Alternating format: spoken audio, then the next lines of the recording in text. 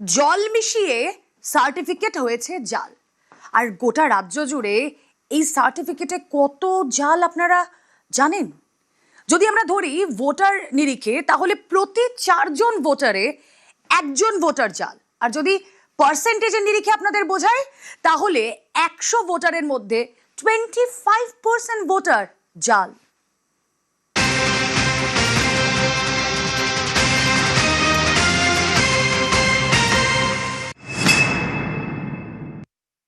একটা মারাত্মক গুরুত্বপূর্ণ খবর, তাতে আপনিও চমকে উঠবেন। এসআইআর হয়েছে, অনেক ভুয়ো ভোটারের নাম বাদ গিয়েছে, তারপরেও রয়ে গিয়েছে ভুয়ো ভোটার।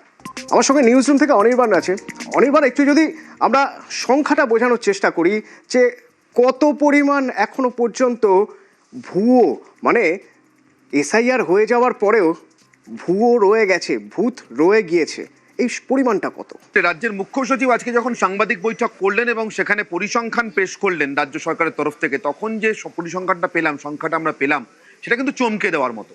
এই ভুয়ো ভোটার যে এখনো রয়ে গিয়েছে, এবং শুধু ভুয়ো ভোটার নয়, এই ভুয়ো ভোটাররা কারা, নির্দিষ্ট করে সেই ভুয়ো ভোটাররা যারা জন্মের শংসাপত্র মানে বার্থ সার্টিফিকেট জাল করে থেকে গিয়েছেন। জাল কিভাবে করলেন? সার্টিফিকেট একরকম ভাবে ইস্যু হয়, সেটা ইস্যু করেনি পুরসভা, সেটা জাল হলো না। তার জন্মের যে সার্টিফিকেটটা, বার্থ সার্টিফিকেট যেটা দেওয়া হলো, সেটা কোনো পুরসভাই ইস্যু করলো, কোনো পঞ্চায়েত প্রধানই ইস্যু করলেন, কোনো কোনো কোনো ক্ষেত্রে মেয়র অথবা অন্য কোনো জনপ্রতিনিধি ইস্যু করলেন, যারা যারা ইস্যু করতে পারতেন এতদিন পর্যন্ত, আজকে থেকে বন্ধ হয়ে গেল। ইস্যু করলেন তাকে যে আসলে দেশের নাগরিক নয়। কেন করলেন?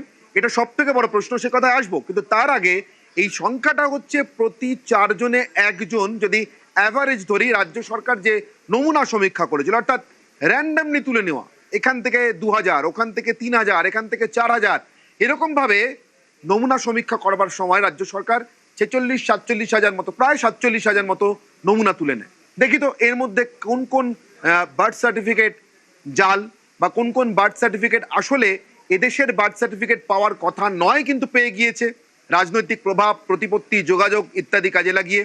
দেখা যাচ্ছে সংখ্যাটা 47,000-এর মধ্যে 11,000, একদম খুব ছোটবেলায় শেখা শতাংশের হিসেব, পার্সেন্টেজের অঙ্ক যদি কষি, তাহলে সংখ্যাটা 100-র মধ্যে দাঁড়াবে 25 বা তার একটু বেশি, অর্থাৎ প্রতি 1,25,000 প্রতি 4জনে 1জন জাল ভোটার।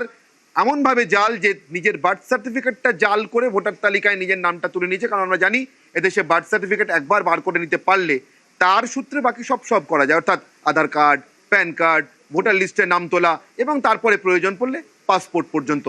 পাকিস্তানের আজাদ মল্লিক তো সে আজাদ রাজ্যের ছবি আমাদেরকে দেখিয়ে দিয়ে গেছে। অতনু, এই যে র্যান্ডাম তুলে আনা হচ্ছে কিছু সার্টিফিকেট, তার থেকে দেখা যাচ্ছে যে 4টের মধ্যে থেকে একটাই জাল।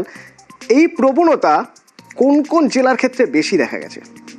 দেখো, মুখ্য সচিব যে সাংবাদিক বৈঠক করেছেন সেখানেই তিনি স্পষ্ট করেছেন এই প্রবণতা সীমান্তবর্তী জেলাগুলো, বিশেষ করে মালদা মুর্শিদাবাদের ক্ষেত্রে সব থেকে বেশি। মালদা মুর্শিদাবাদে এসআইআর এর সময় কি কি ঘটেছিল, মালদা মুর্শিদাবাদ ছেড়ে দাও, কিভাবে জালটা থেকে গেল অতনু। হঠাৎ করে রাজ্য সরকার এই জাল খোঁজার, মানে বার্থ সার্টিফিকেট এদেশের পাওয়ার কথা না কিন্তু পেয়ে গিয়েছেন, পাইয়ে দেওয়া হয়েছে, এটা খুঁজতে নামলেন কেন?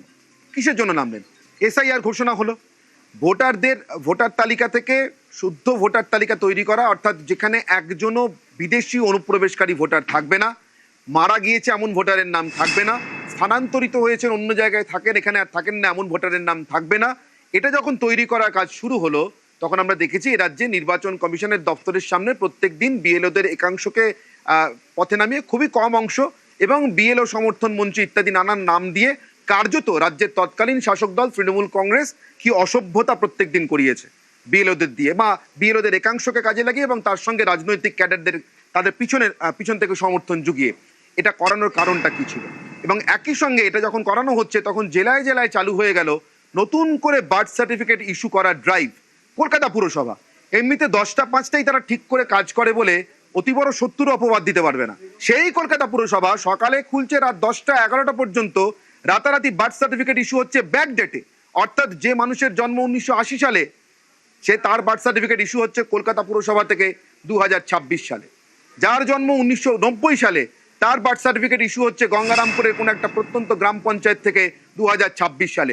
গোটা রাজ্য জুড়ে এই চক্রটা একসঙ্গে অ্যাক্টিভ হয়ে গেল। কেন?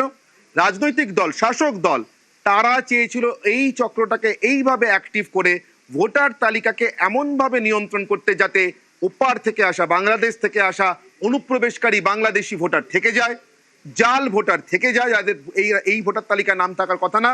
এবং থেকে গেলে তারা কি করবে, সব সময় শাসককে অনুগ্রহে থেকে যাওয়া লোক শাসককেই ভোটে অনুগ্রহ দিয়ে থাকে। অর্থাৎ